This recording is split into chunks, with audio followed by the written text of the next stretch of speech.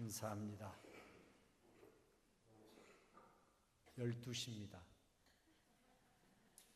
예배가 끝날 시간이 됐습니다. 지난달에는 저희들이 삼손을 사사기를 통해서 묵상을 했습니다. 삼손은 영웅으로 알려진 사람이고 이스라엘의 위기를 만난 이 백성들을 위기에서 구원해낸 그런 사람으로 저희들은 알고 있습니다. 그러나 지난달 삼손의 본문들을 묵상을 하면서 다시 한번 발견한 것은 참 하나님 앞에 성실하지 못했던 사람이구나. 하나님이 주신 존귀한 가치를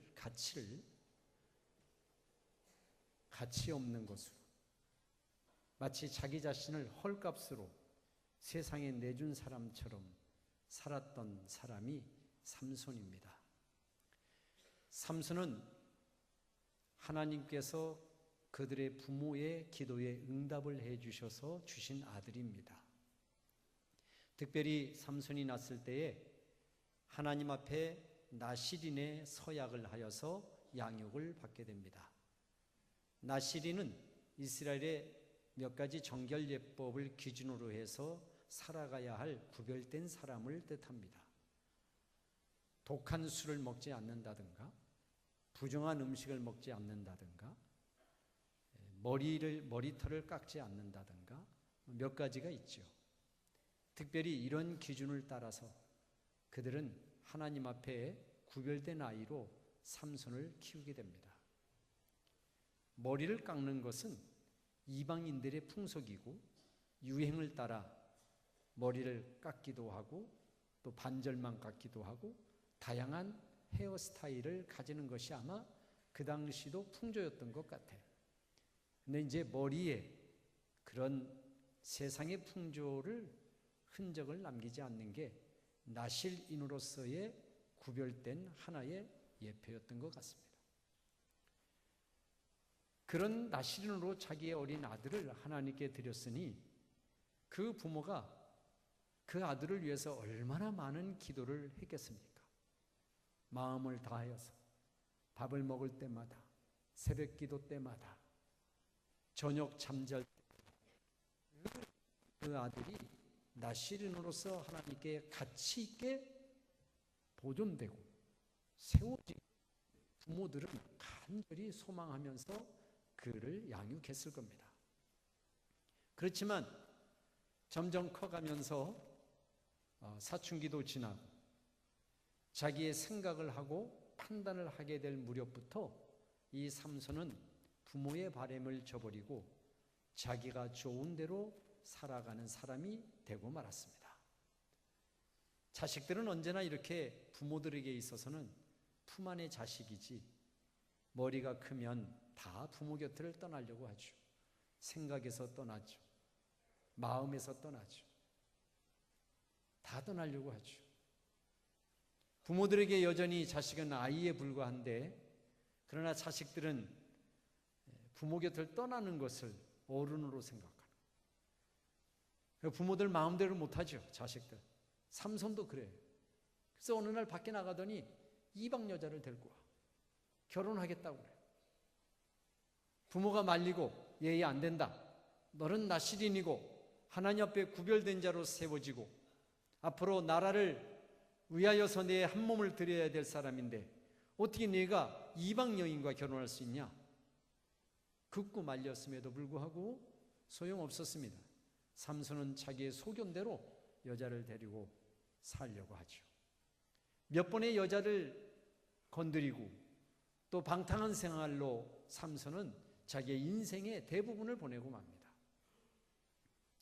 오늘 본문은 그러다가 드릴라라고 하는 여자를 만나게 되는데 드릴라라고 하는 여자는 블레셋 이방 여자였고 당시에 이스라엘과 블레셋 사이에 싸움이 일어났을 때에 이 삼손이 앞장서서 블레셋 군사들과 싸웠는데 블레셋의 입장에서 본다면 삼손만 없으면 이스라엘 먹어치우는 것은 아무것도 아닌데 번번이 삼손 때문에 그게 막히는 거죠.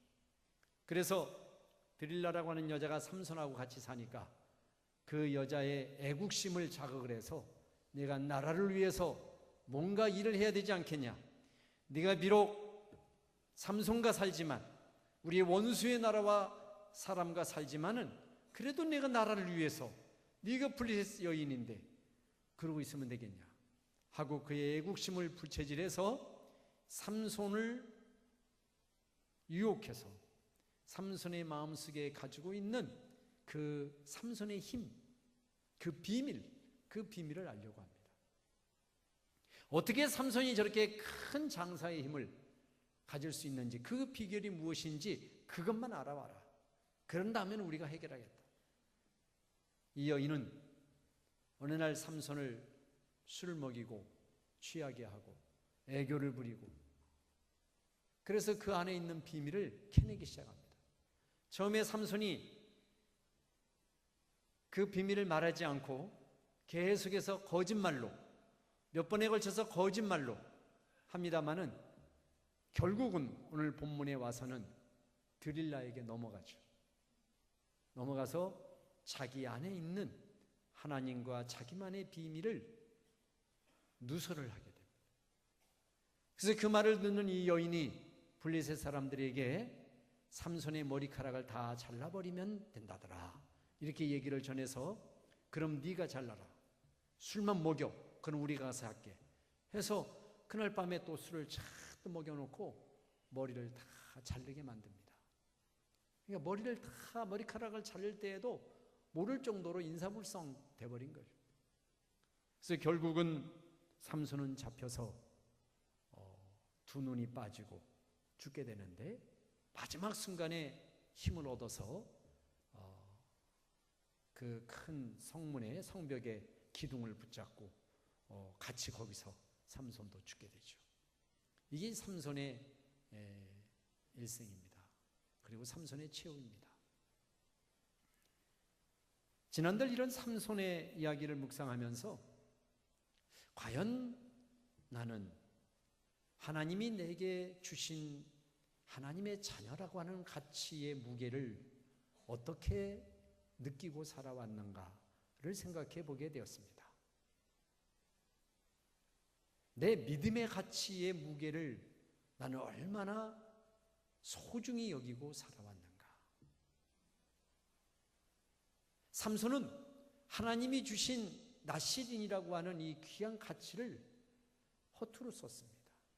값싸게 생각했습니다. 아무것도 아닌 것이 까짓것 이거 헌식작 버리듯이 버려버렸습니다. 소중한 것을 몰랐습니다. 하나님이 내게 주신 것의 소중함을 몰랐다. 그리고 그렇게 삼손이 그나마 그래도 그렇게 여자와 방탕한 삶을 살아가면서도 하나님과 자기만의 비밀은 마음속에 간직하고 있었는데, 그것마저도 결정적인 순간에 그 욕망의 노예가 되어서 그만 그 비밀까지도 발설을 하게 되므로 그는 비참한 최후를 마치게 됩니다. 그가 나라를 위해서 죽었다고 하지만 실상 삼손이 나라를 위해서 죽은 것은 하나도 없습니다. 그냥 그렇게 죽은 거예요. 불명예스러워, 사사라고 하지만 불명예스러운 죽음을 죽어요. 그런 최후를 맞죠. 두 가지를 정리해서 한번 얘기를 해보겠습니다. 첫 번째, 하나님이 나에게 부여해 주신 하나님의 자녀라고 하는 가치를 소중히 여겨야 된다. 값싸게 여기지 마십시오. 주님의 이름으로 축원합니다.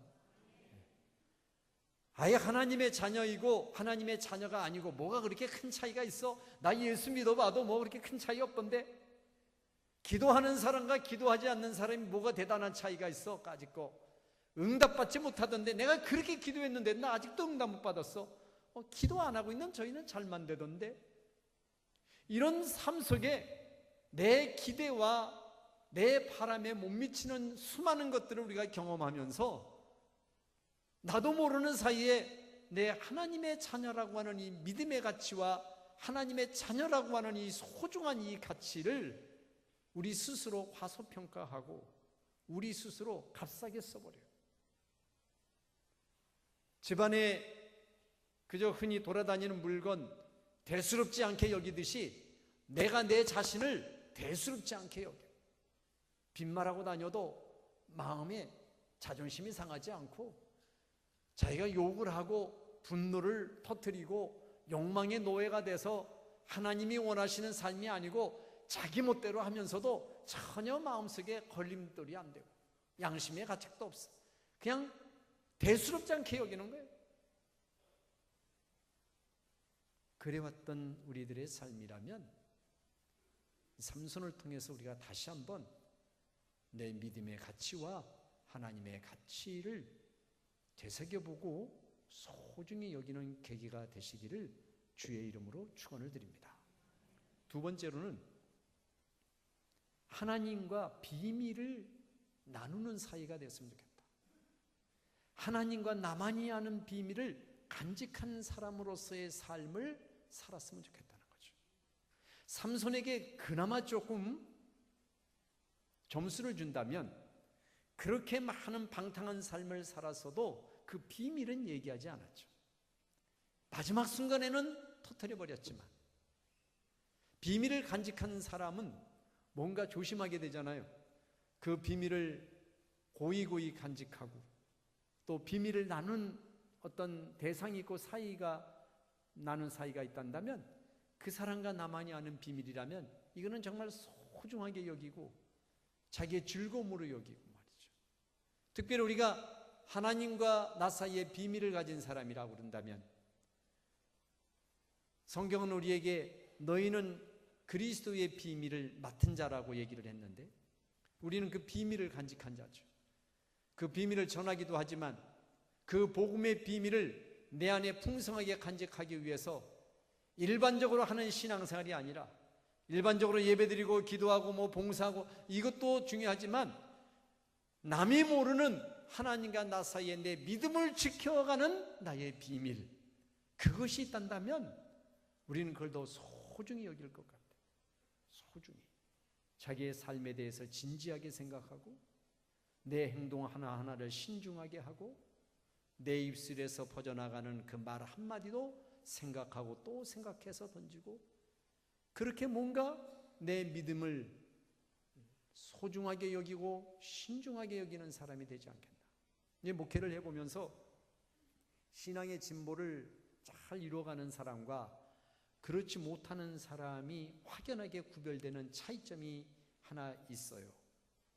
목회를 하면서 그거를 늘 봐요. 여러 가지 많이 있겠지만 가장 중요한 것은 뭐냐면 신앙생활을 임하는 태도에 있습니다. 태도. 하나하나를 얼마나 소중하게 생각하고 하느냐라고 하는 것과, 그렇지 않게 아무렇지도 않은 듯이 죄를 짓고 아무렇지도 않은 듯이 생활하는 이것의 차이인 거예요. 이것의 차이. 그래서 두 번째로 부탁을 드리는 것은, 여러분이 하나님과 둘 사이만의 비밀을 간직한 자처럼 여러분의 삶을 신중하게 하나님께 드리기를, 그렇게 부탁을 드리고 싶습니다. 사랑하는 성도 여러분, 이제 금년도 두 달을 남겨놓고 있습니다. 훌쩍 갔습니다. 1년 아무것도 아니죠. 네. 이번 기회에 지나간 내 믿음을 한번 돌아보시고, 앞으로 맞을 2014년을 내가 어떻게 맞이할까? 어떻게 준비하여 맞이할까? 그 2014년을 어떻게 내 마음의 그릇에 담을까? 한번 생각하는 그런 기간이 되었으면 좋겠어요. 그래서 하나님의 비밀을 맡은 자로, 또 하나님 앞에 가치 있는 존재로 그렇게 여러분들이 바로 세워지고 건강하게 세워져서 하나님의 기쁨이 되는 신앙생활을 쭉 이어가시기를 주님의 이름으로 축원을 드립니다. 기도하겠습니다. 은혜로우신 아버지, 주의 은혜와 사랑을 감사합니다. 하나님의 자녀로서의 가치를 대수롭지 않게 여기고, 기도의 가치, 봉사와 헌신의 가치를 소중히 여기지 않은 채 성실하지 못한 신앙생활을 했다면 주님 회개하게 하시고 돌아보게 하셔서 하나님이 주신 것을 소중히 여기는 마음으로 회복시켜 주시기를 원하옵고 기도합니다. 하나님과 나만이 아는 비밀, 내 믿음을 하나님이 어떻게 일으키시고 어떻게 자라게 하시는 것인가? 다른 것은 다 양보해도 나의 이 원칙만은 양보하지 않겠다고 하는 그런 결단이 우리 마음 한차락에 있게 하여 주시기를 원하옵고 기도합니다. 삼손처럼 명예롭지 못한 일생을 살아가는 저희를 되지 않게 하시고, 이름만 사사였지 전혀 사사처럼 살지 못했던 어리석은 그가 되지 않게 하시고, 명예롭게 믿음의 자존심을 지켜가며 하나님의 이름도 드러내며 생활하는 저희들 될 수 있도록 함께하여 주시옵소서. 예수님의 이름으로 기도하옵나이다. 아멘.